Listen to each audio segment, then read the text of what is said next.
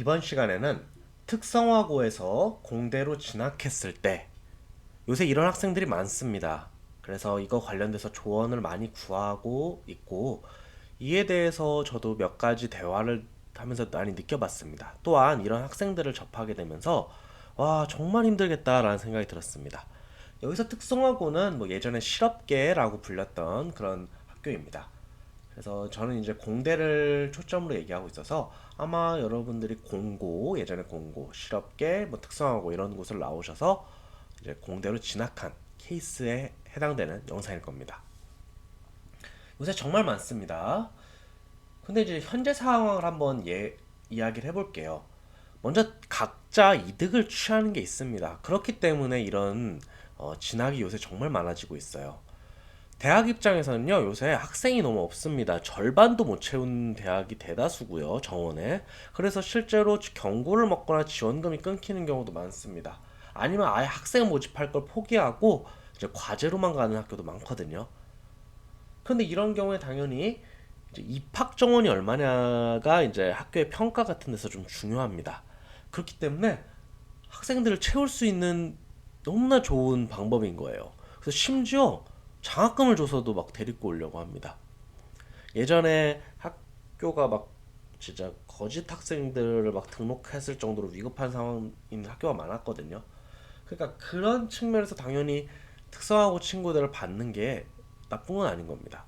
또한 여러분들 이제 학부 졸업, 대학을 졸업하셨을 때 막 뭔가를 엄청 연구하는 그렇지는 않습니다. 여러분들이 공대를 졸업하셨다고 해도 그렇기 때문에 그러니까 좀 정말 좋은 기업을 가시더라도 하시는 일은 그 시스템 안에서만 움직이는 거예요. 단순 반복 작업일 수도 있고요. 그냥 서류 작업만 하실 수도 있습니다. 실제 여러분들 전공하고 아무 상관없는 일도 하실 수도 있습니다. 그런 측면에서 봤을 때 학생들을 어차피 졸업만 시킨다면은 상관없기 때문에 특성화고 친구들도 상관이 없는 거예요. 와서 가르쳐서 내보내면 되지. 이렇게만 생각할 수 있거든요. 학생 입장에서 당연히 대학 진학이 가능하고요. 그 대학으로 인한 각종 특혜가 있잖아요. 원래 고졸로밖에 못 갈 수 있는 고졸로는 못 가는 기업 같은 거를 대졸자가 갈 수도 있고 당연히 연봉도 높아집니다. 또한 몇몇 자격증은 대학 졸업장이 있어야 돼요. 또한 이런 경우 이런 학생들 보통은 수시 등을 통해서 많이 뽑기 때문에 수능 없이 수능 공부를 다 하지 않아도 대학을 가는 경우도 많기 때문에 학생 입장에서도 윈윈입니다. 서로 누가 손해보는 사람이 아무도 없어요. 그러니까 뭐 요새 정말 지방대에서는 아주 강력하게 밀고 있는 방법입니다. 그런데 사실은 어쩌면 어른들의 논리죠. 지금 어른들의 사정이 있는 건데 이러다 보면 항상 진실을 얘기 안 해주는 경우가 많습니다. 그래서 큰 상처를 받거나 모두가 힘들어지는 경우가 있어요. 그 실제로 이렇게 진학한 학생들의 대다수는 버티지 못하고 중도 탈락을 하게 됩니다. 정말 이제 한 1년? 1년까지는 어떻게 버티는 것 같아요. 대학 생활의 설렘 이런 것도 지키면서. 다만 이제 2학년 되고 이러면요. 절대 따라갈 수가 없어요. 그래서 중도 탈락하는 경우가 너무나 많습니다. 혹여나 버틴다고 하더라도 이미 그 사람의 자존감은 다 무너진 상태일 거예요. 이러니까 너무 힘들겠죠. 그리고 실제로 대학에서도 이 친구가 커리큘럼을 다 완성하지 못할 것이라고 예상은 하고 있습니다. 그러니까 일단은 받자 이런 생각을 갖고 있는 경우도 많고요. 어떻게 보면 좀 무책임한 걸 수도 있습니다. 그러나 이제 뭐 대학도 하나의 기업이고 이러니까 이해가 안 되는 바는 아닙니다. 이제 학생 입장에서도 이제 좀 많이 힘든 경우가 이런 거예요. 특성화고 아이들을 보면요, 그러니까 좀 평균적으로 내보면은 공부가 이제 중학교 초반 레벨에서 멈춘 경우가 많아요. 그 당시에 이제 흥미가 없을 수도 있고 못 따라갔을 수도 있고 아니면 다른 뜻이 있어서 이제 특성화고를 진학을 했을 텐데 그렇게 되면은 당연히 중학교 1학년 수준 요 정도나 2학년 수준에서 멈췄을 가능성이 높아요. 근데 이 친구들이 이제 대학교 수업을 들으려니까 전혀 못 따라가는 겁니다. 대학 수준에서는 이런 걸 고려해서 특별한 반을 만든다고 해도 이제 사실 중학생 수준이라고 하면 1차 방정식도 잘 못 풀 가능성이 높거든요. 이러면은 대학에서 해줄 수가 없는 상태가 많습니다. 그러면 이제 많이 준비하는 게 입학 전이나 방학 때 집중적으로 공부를 하는데 당연히 공부의 질이 다를 수밖에 없습니다.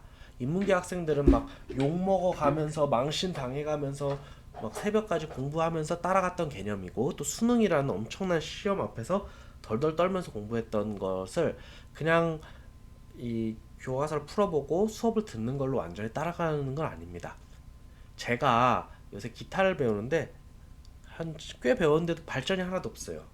당연하죠. 그 입시생처럼 그렇게 하는 것도 아니고 그 감각이라는 것도 이제 그 나이 때 그 맞는 게 있는 건데 또 저도 제 일이 있을 거 아니에요. 제 생활이 있고 그러니까 다 집중할 수 없기 때문에 현실적으로 정말 따라가기가 어렵습니다. 또 마지막으로 그 공부를 안 해봤기 때문에 현실적 판단도 불가능한 경우가 많습니다. 우리가 축구 선수들 축구하는 거 보면 막 욕하고 그러자 못하면 근데 실제로 그런 사람들 보면 정말 괴물이거든요. 근데 이제 그걸 직접 경험하지 않으니까 그게 쉬워 보이는 거예요.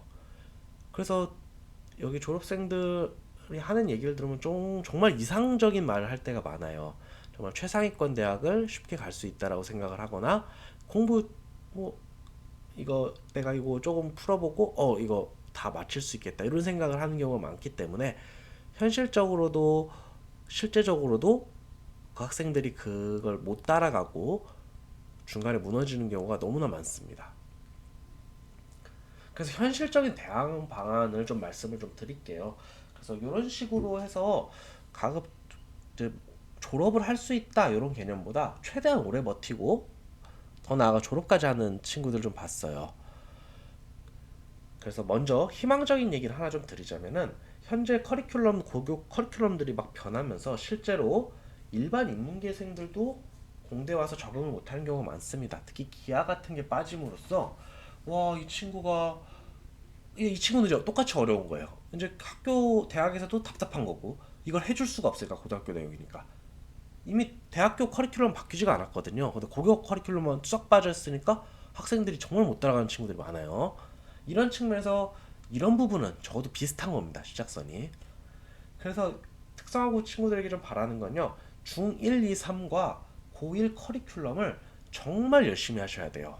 그냥 요약된 거 책 대충 보는 수준이 아니라 정말 학생처럼 책 다 사놓고 연습 문제 좀 풀고 해답 다 확인해보고 안 되면 과외라도 하셔서 하셔야 됩니다. 간단한 미적 풀이 정도 이 정도는 최소한으로 하셔야 돼요. 왜 제가 이거 고1이라고 말씀을 드리냐면 더하면 좋겠지만 현실적으로 불가능한 것도 있고요. 여러분들이 대학을 가셨을 때 대학은 이제 고교랑 다릅니다. 어떤 시험 문제가 어떻게 나올지가 정해져 있는 경우도 많고 어떤 문제가 그대로 나오는 경우가 많아요. 미리 교수님들이 언지를 주실 거거든요. 그걸 달달달 외우는 방식으로 시험 치는 게 최선입니다. 그런데 만약에 고1 수학이나 이 정도도 안 돼 있다면 외워야 될 게 너무나 많습니다. 사람 머리로 외울 수가 없어요. 그래서 외우는 걸 외우되 정말 이해 안 되는 것만 딱 외우고 나머지 간단한 계산은 자기 손으로 할 수 있어야 돼요. 그러려면 최소 고1 정도는 하실 수 있어야 됩니다. 또한 학교 커리큘럼을 다른 학생들하고 똑같이 따라가면 못 따라갈 수는 가능성이 높습니다. 인공지능이라고 했을 때 이제 뭐 간단하게 1, 2학년 때 배우고 3, 4학년 때 심화를 할 텐데 차라리 여러분들 같은 경우에 만약 인공지능 한다면요 1, 2학년 정도 코스를 밟고 뭐 3, 4학년 필수 졸업 코스를 밟을 때 복수 전공을 하셔서 뭐 경영학이나 다른 전공을 좀 하시거나 아니면 그 코스 중에 좀 단순한 코스들이 있어요. 그런 것들로 졸업하시는 걸 권장드려요. 뭐 불이익이 있냐 또 그렇지도 않습니다. 어떤 대학 어떤 과를 나왔다면 다 비슷하게 보기 때문에 이런 것도 좀 현명한 방법입니다. 상대방의 수준을 알고 나의 수준을 딱 파악을 해서 굽힐 땐 굽힐 줄 아는 게 또 지혜입니다. 너무나 센 상대랑 싸워봤자 질려서 또 결과도 안 좋고 다치고 또 자존감만 낮아지는 경우가 많기 때문에 이렇게 자기 자신을 파악을 해보고 할 수 있는 것만 하시는 것도 너무나 좋습니다. 또한 이왕 대학을 진학하셨으면 이제 솔직히 좀 세게 말해서 이용만 당하지 마시고 거기서 여러분들도 대학을 이용해 보시면 좋습니다. 각종 산학 연계나 장학금, 학부 연구생 같은 걸 지원을 해보세요. 그러면은 여러분들이 대학 생활도 편해지고 만약 학점이 좀 안 나오셔더라도 나중에 취업 같은데 훨씬 더 유리할 수 있습니다. 그리고 요건 좀 가장 현실적인 방법인데 만약에 1학년은 좀 해보세요. 대학생활 1학년은 인생에서 좀 좋은 경험이니까 너무 못 따라갈 것 같다. 그러면은요 빨리 다시 자신의 길로 돌아가는 것도 현명한 겁니다. 왜냐면 특성화고에서 기술을 배웠어요. 그게 나중에 인정받고 이러다 보면요, 실제 대졸자보다 돈을 더 많이 버는 경우가 너무나 많습니다. 근데 우리는 약간 대학이라는 걸 너무나 이렇게 높게 생각하는 경우가 있어요. 대학이 물론 그 가치는 대단합니다. 뭐 대학이 가치 없다고 얘기하는 건 또 거짓말입니다. 그런데 나에게 맞지 않는 옷인 거죠. 오히려 자신의 일을 계속 걸어서 더 높은 수익을 얻을 수 있고 더 나중에 안정적이고 더 잘 당하는 경우가 많은데, 괜히 4년 동안 돈 쓰고 시간 쓰고 자존감 깎여가는 경우를 많이 봤어요.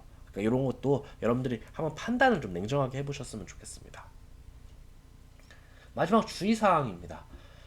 이제 이렇게 이제 여러분들도 막 스스로가 느끼는 게 있을 거예요. 그래서 막 강인하게 마음을 먹는데, 그렇다고 해서 대학 생활을 안 하고 공부에만 집중하시지도 않았으면 좋겠습니다. 대학 생활에서 정말 중요한 거는 고급 인력을, 인간적인 관계를 맺을 수 있다는 게 큰 장점이에요. 그래서 축제 있으면 가시고요. 동아리도 드세요. 그리고 학생들이 뭐 술 한잔 하자고 하면 나가시고요. 이렇게 인맥도 쌓으시고 경험도 쌓으세요. 추억도 쌓으시고. 너무 감상적인 얘기 같은데, 이때 어떤 추억이 이제 평생 기억에 남습니다. 이제 나이 들어서 행복한 순간이 몇 번이나 있을까라고 했을 때 이런 과거를 생각하면서 사람은 살아간다고 생각하거든요. 그래서 요 생활 즐기세요. 그래서 공부에 너무 매몰되지 않았으면 좋겠습니다. 그러나 또 이렇다고 해서 너무 막 놀자판으로 가는데, 사실 특성화고를 가셨을 때 뭐 여러 가지 이유가 있겠지만 학습 자체를 굉장히 안 좋아하거나 아니면 자신이 해야 될 거를 안 하는 무책임한 습관이 행동에 배어 있을 가능성도 매우 높습니다. 그래서 근데 이런 건 고치셔야 돼요. 인간으로서 저는 좋은 사람 나쁜 사람을 함부로 평가하지 않습니다. 사람이 시니컬하다고 해서 나쁜 사람 아니고요. 말 예쁘게 한다고 해서 착한 사람 아닙니다. 근데 제가 분명히 사람을 나누는 기준, 또 기본적으로 이 사회에 살아가는 사람의 기준은 책임감입니다. 내가 해야 될 일을 끝내고 마무리를 할 줄 아는 것, 자기 욕구를 절제해서라도 이런 걸 반드시 배우셔야 돼요. 그리고 지금 자기가 못한다고 해도 여러분들 기억하세요. 버티면 똑같습니다. 대학 졸업장은요, 다 똑같은 거예요. 내가 무시당하고 꼴찌하고 이래도 버텼으면 똑같습니다. 같은 기업 가면 같은 사람인 겁니다. 그리고 한 가지 더, 사람들에게 배우고 도움받는 것도 능력입니다. 그래서 적극적으로 사람들의 도움을 받으세요. 선배, 동기, 동아리. 진짜 뭐 예를 들어 작년 시험 문제 혹시 있다, 그럼 그런 것도 받으려고 노력을 해보세요. 아니면 이 교수님이 어떤 성향이다, 이런 것도 진짜 능력입니다. 여러분들의 성공적인 대학 생활을 기원합니다.